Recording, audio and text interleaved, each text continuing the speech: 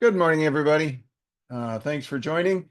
We will go ahead and get started now. Sorry for the delay, but looks like we've got a good group. So I will remind you that we have a relatively small group, so don't hesitate to unmute yourself and ask questions.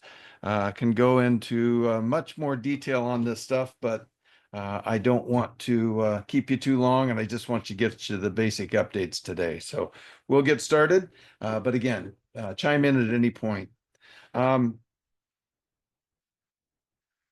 Today we'll go through the tariffs, talk through that, talk through what's happening with incentives and what I think is going to happen based on Washington activities, refrigerant, what we're seeing there, and finally bring you up to date on the CVP controls validation protocol. What's going on there? That may be a new term to a lot of you, but it's something that could affect a lot of what we're doing. So, especially in the residential space. So, with that in mind, we'll go ahead and dive in. Wanted to point out that the 90-day tariff reduction with the Chinese is certainly a short-term relief situation. The good news is that the Chinese leader and Trump are meeting. They're having a phone call, which is a good sign. That's been a very difficult thing to get arranged, and that could be a very positive sign. Of course, it could go the other direction too. We'll see. But the deal expires in mid-August, so we've got a couple of months here of more reasonable tariff limits, and the talks are starting in London. And again, Xi and Trump are speaking on the phone. So hopefully we'll make some good progress and get to something reasonable for both countries so we can keep trade going forward and not have all the turbulence in our space. So we'll keep watching and see what's going on. As a review, there's still a bunch of tariffs out there. General 10% on most everybody shipping stuff into this country.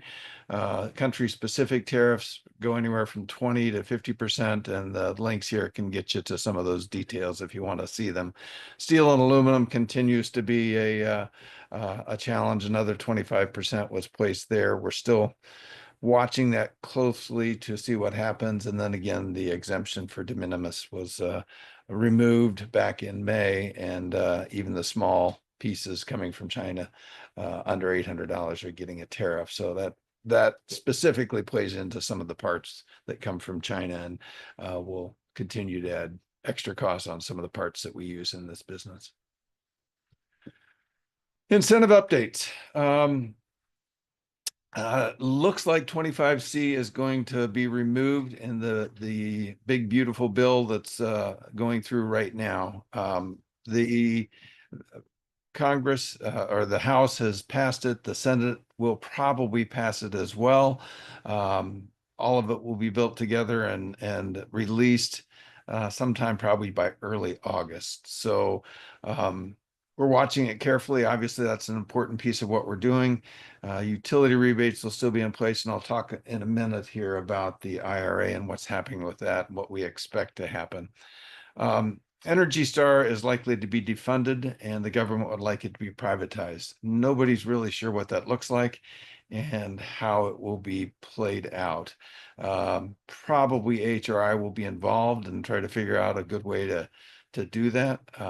The other piece, Consortium for Energy Efficiency, CEE, is at risk of being removed from the IRA. The CEE, which again is the utilities basically telling the HVAC industry what efficiencies they want. And they really frustrated the manufacturers when they decided they're going to put new updates every year, which is a very difficult thing for manufacturers to deal with. So the government and the major manufacturers of HVAC are looking at removing CEE and going back to something like Energy Star, but nobody's sure what Energy Star is going to look like. So hang on tight. I don't know where that's going to go, and we'll keep reminding everybody and educating everyone as best we can on this call. 454 rollback. This is something that is all tied to the Food Marketplace Incorporated lawsuit.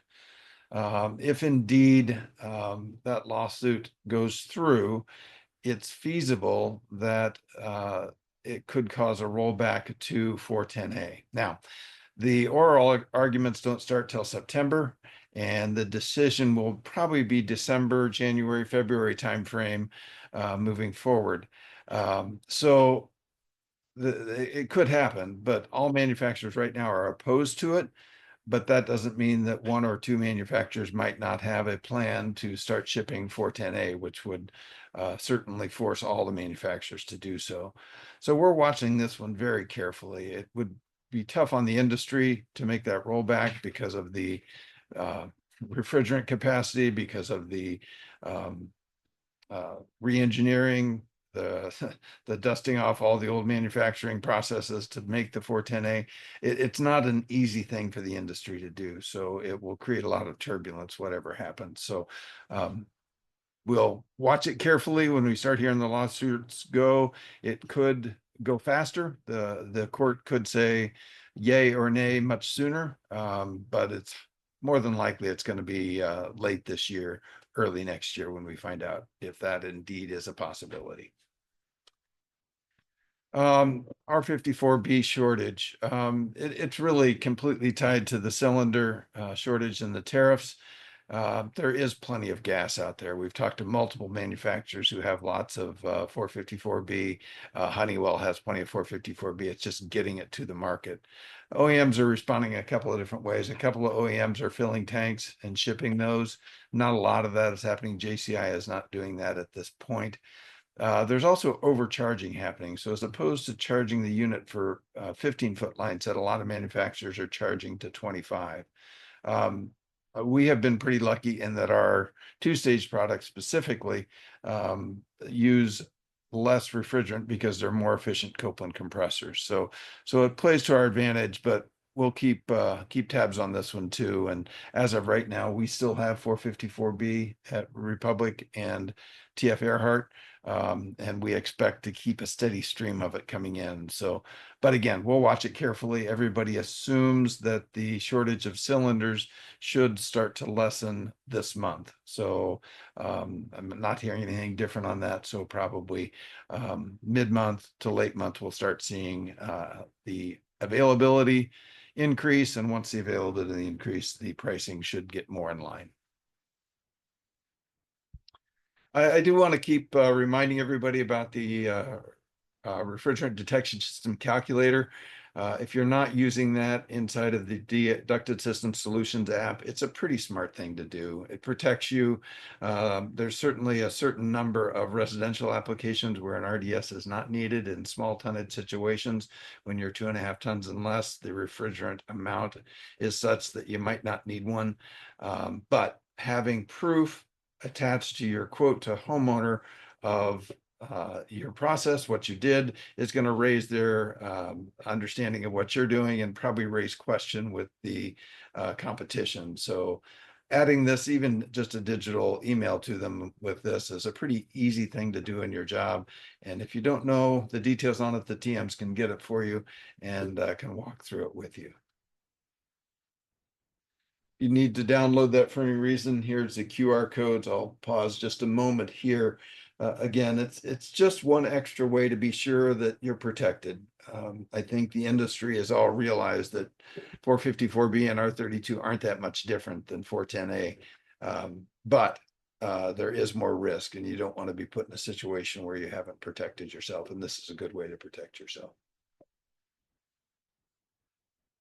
All right, moving right along here. Um, again, just preparations for installs. If you've not done any 454B or R32 yet, there's some pretty good training at ACA for A2L training. Steve Goodenough, who's on the call right now, absolutely does great training as well. I don't think he has any scheduled in the summer here. It's not a good time for training, but we can give you some pointers if need be. I know Steve and Don both are up to speed. We strongly recommend training on your RDS or leak detection system, no matter what you're installing. They're all a little different, and understanding how they all incorporate and work and test is important. Incorporate your processes. Like any install, you have a certain list of things you need to get done, and the checklist around A2L is pretty smart, including RDS testing and ventilation, and wiring, what has to happen, when it has to happen, and how everything works. Still recommend looking into ASHRAE 15.2. It's a good piece of documentation to have somebody in your company understand, because it walks through what the rules are and probably what the inspectors are going to be looking at. And then I recommend using the DS Solutions app just as extra protection. But most importantly, talk with your AWJ. And what's that? The authority with jurisdiction. Who's doing the inspections? Who's the person that's going to say that install isn't right? You need to redo it. Understand how they're looking at this and what they're going to require in your area. That will make it a lot easier going forward than going back and fixing things. Some economic indicators. Just keep an eye on this so I can share it with you. But first quarter, we had modest contraction, just down 0.2 to 0.3%. So, but looking forward, most everybody's saying we're going to have moderate growth, anywhere from 1.5 to 2.5%. Job gains are slowing. Unemployment's about 4.2. We expect it to drop down to 4.6 by the end of the year. That's what the experts are saying now. Inflation is about 3, which is above where they want it to be, but it's certainly significantly less than it was.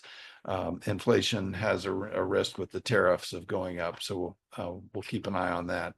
But interest rates are still a bit restrictive, and really don't expect too many cuts from the Fed until late 2025, and they'll probably be pretty small cuts. So nobody's screaming recession right now, at least not the economists and the money houses. CEOs seem to think there's a recession coming, but the folks who are closest to it don't expect it. So I think that 1.5 to 2.5 is a good growth number for us, and probably fairly close to what we'll see in growth in the overall market in HVAC. Residential. Commercial should be a little bit higher than that. But overall, those are the economy numbers. Talk to you a little bit about controls verification procedure. This is a rule about communicating controls, because right now when communicating controls, or excuse me, when inverter or variable speed systems are tested, the manufacturers can optimize the operation of the system for the test. That doesn't always optimize the system for comfort. So manufacturers all use different controls for the installs than they do for the testing. The government's going to put a stop to that, and that will require the manufacturers to do something significantly different. Right now, based on the public forum, we're most likely going to see a 1-year extension on this controls verification procedure. If not, we're going to see in the next 4 to 6 months, many ratings we currently see of efficiency go away because of the standard we'll have to use to test. And that's going to be affecting all manufacturers. With the changes in tax credit and IRA coming, we certainly aren't sure what the efficiency standards are even going to need to be, but our rating matches are going to reduce based on this policy. So we're hoping we get the 1-year extension, and this isn't something this group will need to worry about at all, but we're watching it. And again, in the July session of this meeting, I will absolutely bring you up to date on it and let you know what that story is. All right, I talked a little bit about the IRA, and I see that I left my slide up. So I want to let you know that there's not a whole lot changing there right now. The challenge is there's still some belief that the Trump administration is going to pull that away. For Iowa, Wisconsin, Missouri, Illinois, the rebate program itself isn't in place yet. It is for the whole home energy efficiency, which calls for the audit and all the other things. That's in place in Wisconsin, but all the other states haven't put their program in place. Illinois is very close. Iowa says they're very close, but I don't see any proof of it. Missouri's a little bit further away, but we don't know if the money is going to be pulled away, and we don't know exactly if the CEE is going to continue to be the standard there. So I will keep updating on this call as they become available in each market. And if they do and they keep it out there, great. If not, I will let you know, and we'll let the TMs know as soon as we hear anything so they can talk to you. And again, it's up to an $8,000 rebate. So it's a pretty big deal, but it still has its challenges, and we'll talk more through that. So a little bit of a short one today, but again, go through the resources. I've got plenty of literature available. I put all the links to different resources that can give you more information on everything I'm talking about. We also have some videos on the Luxair and York sites. Um, we will be sending out a link to this presentation and a PDF of all the slides. So you have those. We'll send that out later today from the marketing team. Thank you to Isabella and Noah for doing that for us. Next time we'll do this meeting is July 9th. And as you can see, there's a couple of things up in the air that we still need to look at. But with that, I will certainly take a minute and see if anybody has any questions or comments or wants more information on anything. Anybody have any questions?